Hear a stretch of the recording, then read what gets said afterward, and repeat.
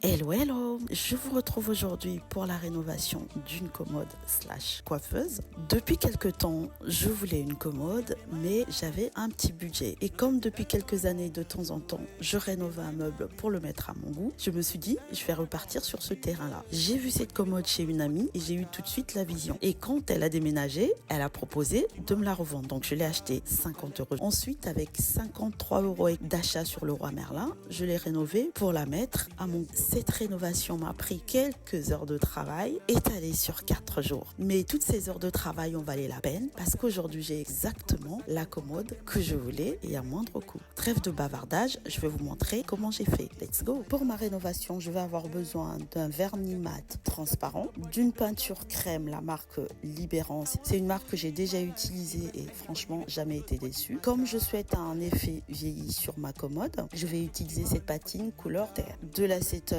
pour dégraisser, dépoussiérer la commode, un rouleau et un pinceau. Pour commencer, je vais retirer tous les tiroirs avant de venir dégraisser mon meuble avec de l'acétone et commencer le ponçage. Le plateau, je vais le poncer jusqu'à retrouver le bois nu, mais le reste de la commode, je vais juste égrener, histoire que la peinture s'accroche bien.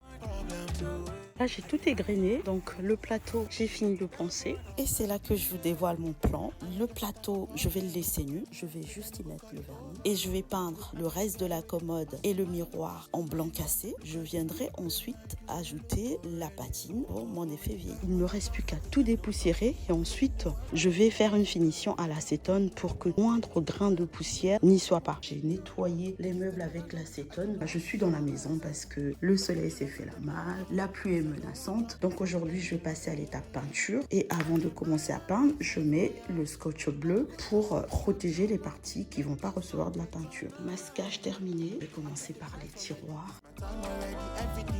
Voici ce que ça donne après la première couche. Il a fallu 3 couches pour avoir le résultat que je voulais. Le coup de vernis sur le plateau et j'enlève le scotch masquage et ça fait un peu ASMR. C'est le moment de mettre ma patine et je voulais vraiment ici mettre l'accent sur là où c'est sculpté, les petites arêtes. Je voulais vraiment que ce soit ça qui ressort. Voici ce que ça donne sur le miroir.